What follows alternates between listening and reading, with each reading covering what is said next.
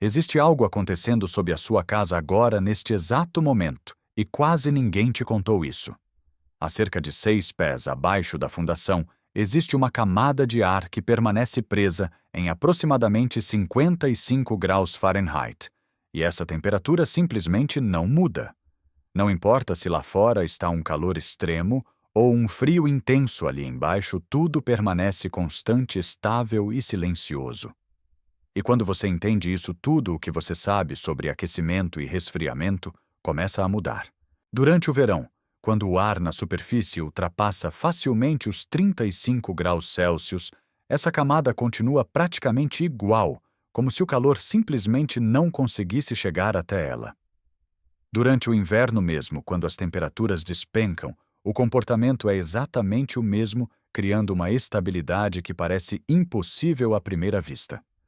Isso não é um detalhe curioso. Isso é um sistema natural, funcionando o tempo todo, sem energia, sem máquinas e sem custo contínuo. Agora aqui está o ponto que muda tudo isso. Não é uma descoberta recente, e também não é algo desconhecido. Civilizações antigas já sabiam disso há milhares de anos, e não apenas sabiam, elas usavam esse princípio de forma extremamente precisa. No que hoje conhecemos como Irã, engenheiros construíram estruturas capazes de armazenar gelo no meio do deserto, mesmo com temperaturas externas acima de 45 graus Celsius, algo que parece impossível até você entender como funciona. Essas estruturas não eram simples construções, elas faziam parte de sistemas subterrâneos complexos que guiavam o ar através da terra, resfriando naturalmente antes de chegar ao interior. Os romanos aplicaram o mesmo princípio para manter suas vilas confortáveis, criando ambientes frescos, sem qualquer tipo de eletricidade. Isso não era improviso, era engenharia baseada em física real. E aqui começa a parte que quase ninguém questiona. Se isso funciona, se já foi usado por civilizações avançadas, e se ainda hoje existem sistemas semelhantes operando em países como a Alemanha, com custos baixos e eficiência altíssima, porque isso praticamente desapareceu em tantos lugares, porque isso não foi esquecido por acaso. Agora presta atenção nesse detalhe, porque ele muda completamente a forma como você enxerga isso. Pesquisadores do Oak Ridge National Laboratory passaram décadas medindo a temperatura do solo, e os dados mostram algo consistente em qualquer região do mundo. A partir de uma profundidade entre 1 e 8,3 metros, o solo mantém uma temperatura estável, equivalente à média anual daquele local. Isso significa que enquanto a superfície pode variar de menos 25 a mais de 40 graus Celsius ao longo do ano, alguns metros abaixo essa variação praticamente não existe. Em cidades como Chicago, essa temperatura fica próxima de 13 graus. O ano inteiro em Atlanta sobe para cerca de 17, e em regiões ainda mais quentes, o comportamento continua previsível. Ou seja, existe uma fonte constante de estabilidade térmica funcionando o tempo todo, e ela está literalmente sob seus pés. E isso leva a outra pergunta inevitável. Se essa estabilidade existe, por que gastamos tanta energia tentando recriar artificialmente algo que já está disponível de forma natural? A resposta começa a aparecer quando você entende o comportamento da Terra. O solo tem uma massa térmica enorme, o que significa que ele é extremamente lento para aquecer e esfriar, funcionando como um amortecedor natural. Além disso, existe um atraso térmico porque o calor leva semanas para penetrar no solo e quando finalmente chega a certas profundidades, a estação já mudou. Isso cria uma zona onde o tempo praticamente não importa e onde a temperatura não responde ao presente, mas a uma média estável ao longo do tempo. Esse princípio explica por que adegas subterrâneas mantêm vinhos perfeitos, sem eletricidade. E por que estruturas antigas conseguiam conservar alimentos por longos períodos. Mas agora vem o número que muda completamente o jogo. Engenheiros utilizam uma métrica chamada coeficiente de desempenho para medir eficiência térmica, e um sistema de ar condicionado comum opera entre 2,5 e 3,5. Isso significa que ele precisa de energia constante para funcionar, entregando apenas algumas vezes o que consome. Já sistemas que utilizam o solo para troca térmica atingem valores próximos de 28 em diversos estudos internacionais. Isso não é uma melhoria pequena, é uma diferença de escala que muda completamente a lógica do sistema. E existe um detalhe ainda mais importante. A energia necessária para operar isso é mínima, muitas vezes limitada a um ventilador simples que apenas move o ar através de tubos enterrados. Ou seja, você não está criando frio, você está usando algo que já existe. E é exatamente aqui que a pergunta deixa de ser técnica e passa a ser outra coisa. Se isso é tão eficiente, tão simples e já foi comprovado tantas vezes, por que quase ninguém fala sobre isso hoje? Porque essa ideia desapareceu da construção moderna, mesmo nunca tendo parado de funcionar? Porque a resposta não está apenas na física. E quando você começa a olhar para isso mais de perto, percebe que o que foi esquecido talvez nunca tenha sido apenas esquecido. A partir daqui, tudo começa a ficar ainda mais estranho, porque quando você olha para trás, percebe que isso nunca foi um conhecimento raro. Civilizações completamente diferentes, separadas por milhares de anos e sem contato entre si, chegaram exatamente à mesma solução. E quando isso acontece repetidamente na história, normalmente não é coincidência. No antigo Império Persa existiam estruturas chamadas Yakshal, que à primeira vista parecem apenas construções simples de barro no meio do deserto. Mas por dentro eram sistemas extremamente avançados, projetados para armazenar gelo durante todo o verão. Mesmo com temperaturas externas superiores a 45 graus Celsius, o interior dessas estruturas permanecia abaixo de zero. Isso não acontecia. Por acaso existia um sistema subterrâneo conectado a elas conhecido como Qanat, que conduzia ar através da terra antes de chegar às câmaras internas. Esse ar, ao percorrer o solo, perdia calor e emergia resfriado, criando um fluxo constante de ar frio. E quando você mede isso hoje com tecnologia moderna, os números confirmam exatamente o que eles já sabiam. Agora pensa no que isso significa. Eles conseguiam criar gelo no deserto sem eletricidade, sem compressores, sem qualquer tecnologia moderna, apenas usando o comportamento térmico da Terra. Isso não era improviso, era domínio completo de um princípio físico que hoje quase ninguém aplica. Os romanos seguiram um caminho semelhante, mas de forma diferente. Em algumas vilas, arqueólogos encontraram sistemas subterrâneos que não eram usados para aquecer, mas para resfriar, conduzindo ar através do solo antes de entrar nos ambientes internos. Estudos recentes mostram que esses sistemas conseguiam reduzir a temperatura interna em até 15 graus Celsius em relação ao ambiente externo. Isso muda completamente a percepção de que estamos lidando com algo novo. Na Coreia, sistemas tradicionais também utilizavam canais subterrâneos para estabilizar a temperatura das casas. Povos indígenas na América do Norte construíam habitações parcialmente enterradas, aproveitando exatamente o mesmo princípio para lidar com extremos climáticos. Agora presta atenção nesse padrão porque ele é difícil de ignorar. Culturas diferentes em continentes diferentes chegaram à mesma solução, todas usando a Terra como um sistema térmico natural. E então, de repente, esse conhecimento praticamente desaparece da construção moderna em várias partes do mundo. Não porque deixou de funcionar, mas porque deixou de ser ensinado. E é aqui que a história começa a mudar de direção. No início do século XX, um engenheiro chamado Willis Carrier desenvolveu o primeiro sistema moderno de ar-condicionado. A invenção foi revolucionária para a indústria e resolveu problemas reais, mas o que aconteceu depois não foi apenas evolução tecnológica, foi substituição completa.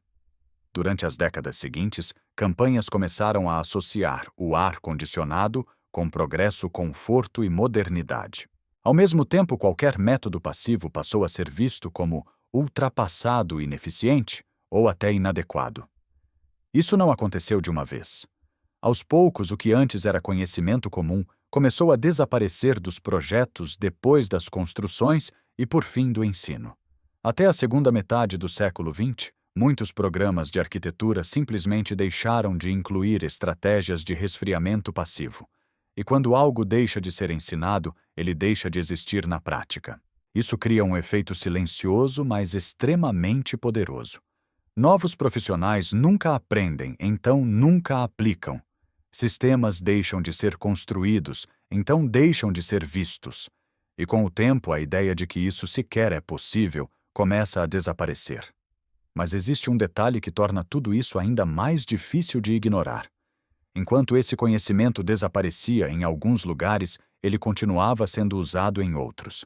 Na Europa, especialmente em países como Alemanha e Áustria, sistemas baseados nesse princípio nunca deixaram de existir completamente. Estudos mostram que edifícios que utilizam troca térmica com o solo conseguem reduzir drasticamente a necessidade de ar condicionado. Em alguns casos, a redução chega a níveis que parecem impossíveis quando comparados com sistemas tradicionais. Ou seja, isso não é teoria, não é hipótese e nem algo do passado. É algo que continua funcionando hoje. E quando você junta todas essas peças, a pergunta muda de forma. Não é mais sobre se isso funciona. A pergunta agora é outra. Se isso funciona, se é barato, se é eficiente, e se nunca deixou de existir completamente, porque ainda assim quase ninguém fala sobre isso, porque a resposta começa a sair da engenharia. E entra em algo muito maior. A partir desse ponto, a explicação deixa de ser apenas técnica e começa a entrar em um território muito mais sensível, porque quando você tenta entender por que essa tecnologia não é usada em larga escala, os motivos deixam de ser físicos e passam a ser estruturais. Nos códigos de construção modernos, especialmente nos Estados Unidos, sistemas que utilizam tubos enterrados para movimentar ar simplesmente não se encaixam nas regras existentes, já que essas normas foram criadas assumindo que todo o sistema de ventilação acontece dentro da casa, não no solo ao redor dela. Isso cria uma barreira invisível, porque qualquer solução fora desse padrão passa a ser tratada como exceção, e exceções raramente são aprovadas com facilidade. Além disso, existe a questão do radônio, um gás natural presente em certos tipos de solo, que levou reguladores a classificarem grandes áreas como zonas de risco. Isso significa que qualquer sistema que envolva contato com o solo automaticamente ativa exigências adicionais, aumentando custos e complexidade mesmo quando já existem soluções simples para mitigar esse problema. Ao mesmo tempo, esses mesmos códigos não oferecem incentivo algum para sistemas passivos, porque os modelos de eficiência energética assumem que o resfriamento sempre será feito por máquinas, deixando qualquer alternativa fora da lógica oficial. Quando você junta essas peças, o padrão começa a aparecer com mais clareza, porque não se trata de uma proibição direta, mas de algo que simplesmente não foi incluído. E quando uma solução não está dentro do sistema que define o que pode ser construído, ela deixa de existir na prática, independentemente de funcionar ou não.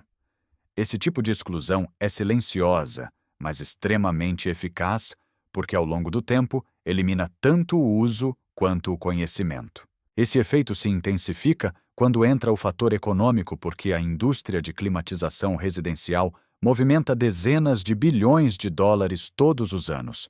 Esse mercado depende de sistemas complexos, manutenção constante e consumo contínuo de energia, criando um modelo baseado em dependência permanente. Agora compara isso com um sistema que custa poucas centenas de dólares, utiliza um ventilador simples e pode funcionar por décadas com manutenção mínima, e a diferença deixa de ser técnica e passa a ser estrutural. Um sistema gera receita contínua, enquanto o outro praticamente elimina essa necessidade, e isso muda completamente o incentivo por trás do que é promovido. Registros públicos mostram milhões de dólares sendo investidos todos os anos em atividades políticas e regulatórias por organizações ligadas ao setor de VAC que participam diretamente da criação de normas técnicas e influenciam padrões de construção.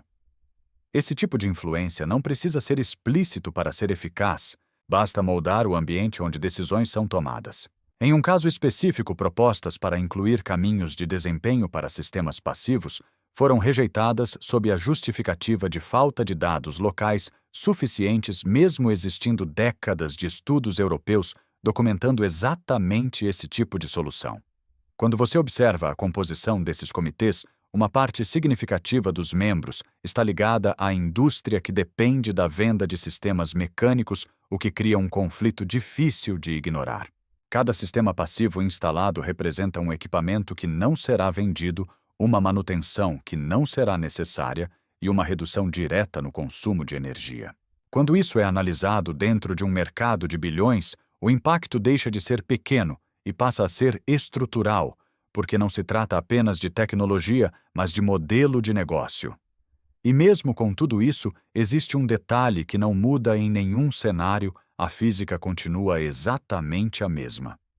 Independentemente de qualquer código, regulamentação ou campanha de marketing, o solo continua mantendo sua temperatura estável a poucos metros de profundidade, funcionando de forma silenciosa e constante. Essa camada não responde a decisões políticas, não muda com interesses comerciais e não depende de aprovação para existir, ela simplesmente continua fazendo o que sempre fez. Isso cria uma situação incomum, onde de um lado existe um sistema altamente promovido, dependente de energia e manutenção, e do outro existe um princípio natural extremamente eficiente, mas ignorado pela maioria. A diferença entre eles não está na capacidade de funcionar, mas na forma como são integrados ao sistema, que define o que é usado e o que é descartado. E quando você percebe isso, a pergunta deixa de ser: por que essa tecnologia desapareceu? E passa a ser outra muito mais direta: o que acontece se você decidir usá-la mesmo assim?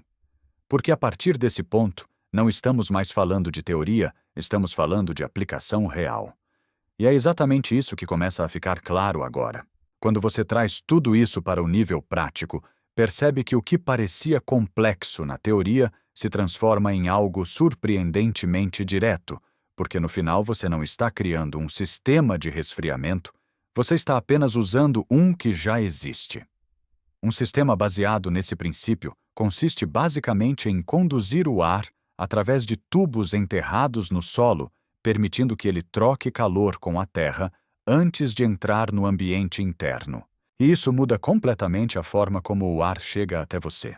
Esses tubos normalmente têm entre 200 e 300 milímetros de diâmetro e percorrem uma distância que pode variar de 30 a 60 metros, sendo instalados a cerca de 2 metros de profundidade, onde a temperatura do solo permanece estável ao longo do ano. O ar quente entra no sistema, percorre esse trajeto subterrâneo e sai significativamente mais frio, enquanto no inverno o mesmo processo suaviza o ar frio antes de entrar na casa, criando um equilíbrio natural sem necessidade de grandes máquinas. Para que isso funcione corretamente, alguns detalhes fazem toda a diferença, e o primeiro deles é a inclinação do tubo, que deve ter cerca de 2%, para permitir o escoamento da água gerada pela condensação. Sem esse cuidado, a umidade se acumula dentro do sistema, criando condições para mofo e comprometendo a qualidade do ar. Mas quando bem projetado, esse mesmo processo ajuda a reduzir a umidade, tornando o ambiente mais confortável. A entrada de ar também precisa ser posicionada com atenção, geralmente a uma distância mínima da casa e levemente elevada, evitando a entrada de detritos e contaminantes.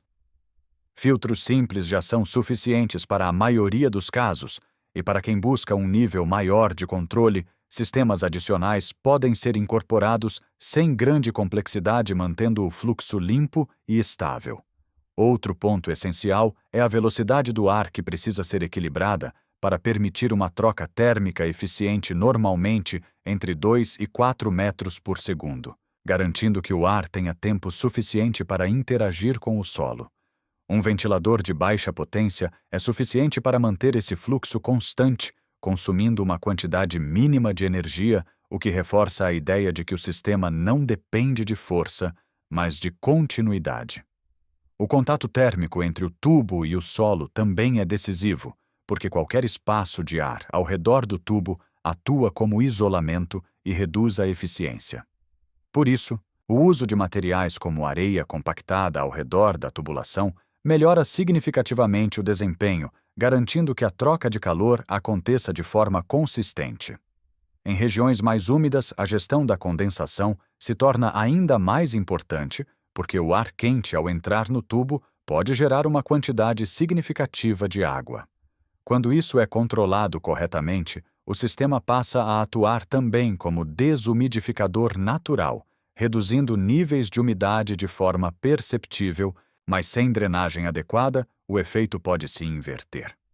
Existe também um fator que muitas vezes passa despercebido, que é o ciclo térmico do solo ao redor do sistema, porque durante o uso contínuo ele absorve calor e precisa de tempo para dissipar essa energia. Isso significa que operar o sistema em ciclos aproveitando períodos mais frescos do dia aumenta a eficiência geral e mantém o equilíbrio térmico ao longo do tempo.